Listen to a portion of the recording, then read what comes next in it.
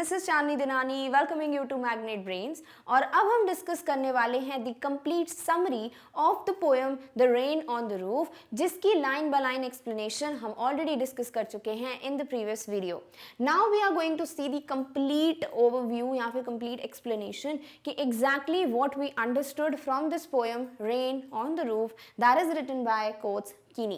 Now this poem obviously gives you the complete experience or the complete viewpoint of the poet, what he feels or what he experiences, what are the memories that come back to his mind whenever he is able to listen to the sound of the falling raindrops that are falling upon the roof of the house. So these are certain things जो कि उनके दिमाग में आती हैं, जैसे उनकी mother की मेमोरी उनके दिमाग में आती हैं, जो कि क्या करती हैं, उनको सोने के लिए उनको बहुत प्यार से सुलाती हैं, और ये जो है अपने ड्रीम्स वगैरह देख रहे होते हैं, और वो डॉन तक यानी कि पूरी जब डे लाइट भी पड़ती है तब तक भी उनको डिस्टर्ब नहीं करती है, एंड मेक्स हिम और लेट हिम थिंक और see the dreams he is watching और थिंकिंग ऑफ। तो ये सब चीज़ें जो हैं उनकी मदर उनको डिस्टर्ब नहीं करती, एंड ऑल्सो ये जो साउंड है वो सॉर्ट ऑफ एक इको करता है, साउंड रिपीट होता है उनके हार्ट में, and there are lot of fantasies और लॉट ऑफ इमेजिनेशंस जो उनके दिमाग में आते हैं। So these are different view points experiences poet के that we see in this particular poem. So overall it's just that कि what poet thinks whenever he is experiencing the sound or he is able to listen to the sound of the falling raindrops that are falling upon the roof. Clear? So यही complete जो point हैं वही हम देखने वाले हैं इस summary में। So now let's discuss the complete summary of this particular poem. So the summary begins from that the poem Rain on the Roof talks about the poet's varied reactions to the sound of raindrops falling on the roof of his house. तो उनके बहुत से reactions हैं, whether it's related with उनकी mother की memory, whether it's related with कि it's a bliss for him to just sleep in the room जब भी raindrops का sound है वो सुनते हुए, डिफरेंट जो उनकी फैंटेसीज जो इमेजिनेशंस आते हैं उसके बारे में। So whatever his reactions are, those reactions we are going to discuss in this pome.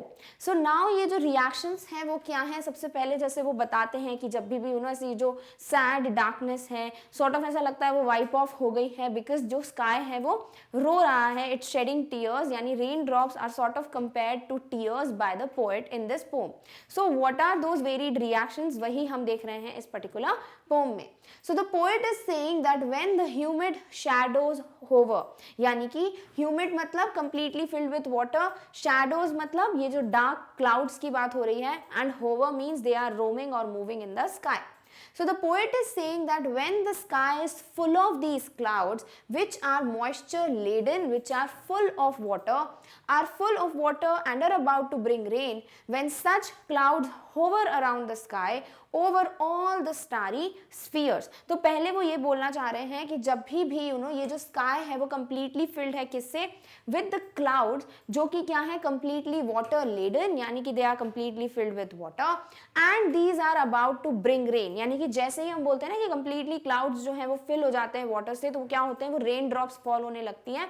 So that is something which is told to us by the poet, and when such clouds are moving in the sky जो कि completely filled है किससे, stars से, at that time huge clouds which are full of moisture move around in the sky, and the sad darkness of the night is wiped off by the raindrops which seem like tears falling from the sky.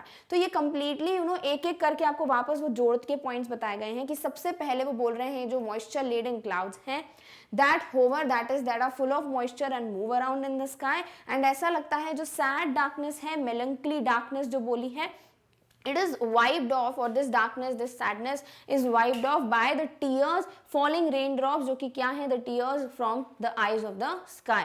तो यही particularly first 4 lines में poet हमको बताते हैं। Clear? All right. The poet is comparing the raindrops to tears, and he says that the dark sky which seems to be very sad, it appears as if it is crying, and the raindrops are the tears shed by it. तो it is like कि इतना darkness है, तो ये because क्योंकि जो sky है वो बहुत ज़्यादा sad है, और ये sadness जो है वही दिखाई जा रही है by the falling raindrops, कि ऐसा लगता है कि the sky is crying and the raindrops are the tears shed by it.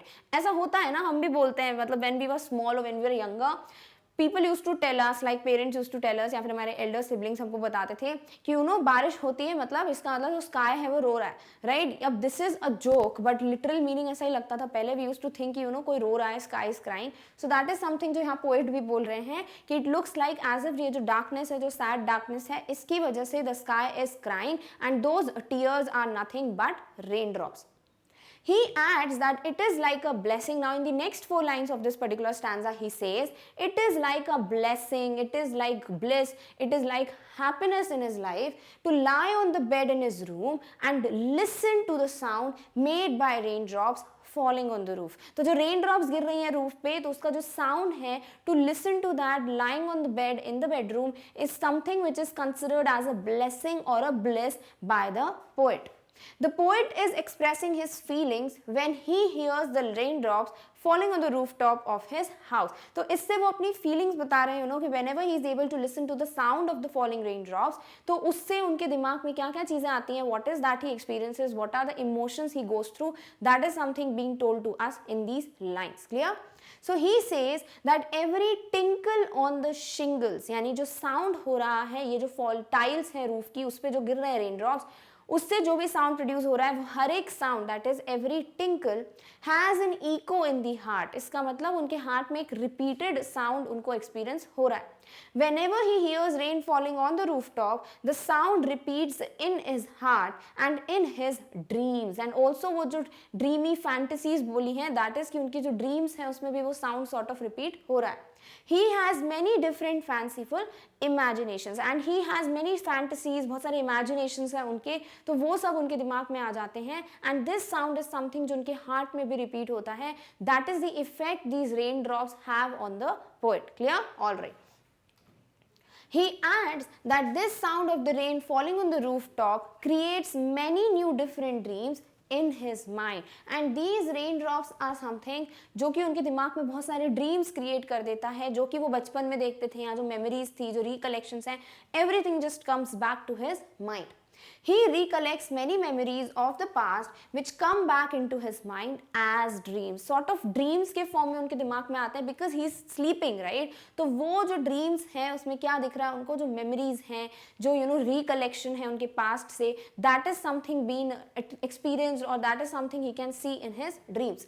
So he says that as he listens to the patter of the rain upon the roof, यानी कि जैसे ये sound उनको सुनाई देता है जो कि है patter, he has many new dreams in his mind and the memories of the past come back in the form of dreams. तो खुद की तो imaginations, fanciful dreams तो आ ही रही हैं उनके दिमाग में, but इसके अलावा जो memories हैं उनकी, वो भी उनके brain में वापस travel कर रही हैं, mind में travel कर रही हैं after he is able to listen to the sound of the falling raindrops.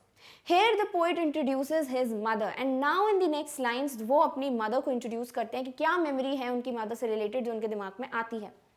He says that he is dreaming of his mother. It is the memory of his mother who is no longer alive that poet refers to as memories of the past. तो जो ये recollection की बात कर रहे हैं, जो past की memories की बात कर रहे हैं, वो कौन सी memories हैं जो कि उनकी mother से related है, जो कि उनकी मम्मा से related है. तो वही memories को उन्होंने memories of past बोला है. Clear? Alright, let's read कि वो क्या बताना चाहते हैं. In the past, she used to love him a lot. She used to consider him a darling and she would let him sleep till daybreak and have sweet dreams. तो उनकी mother जो है वो क्या करती थी? She used to help him to go to bed. उनको सोने देती थी and she used to love him a lot क्योंकि वो fond look उन्होंने बोला है. Also वो उनको darling dreamer बोल रहे हैं. तो यहाँ पे poet की जो mother है she used to consider him as a darling और क्योंकि वो dreams देख रहे होते हैं जब वो सो रहे हैं जैसे अभी वो देख रहे हैं, she would let him sleep till daybreak and have sweet dreams. तो वो till the dawn उनको disturb नहीं करती थी क्योंकि she would allow him to take these बोल सकते हैं these memories or these dreams और enjoy these dreams. So वो जो है उनको कभी भी disturb नहीं करती थी and she let him or let the poet sleep till he wanted क्योंकि वो अपने dreams को जो कि enjoy कर पाए, जो उनकी sweet dreams हैं उसको experience कर पाए.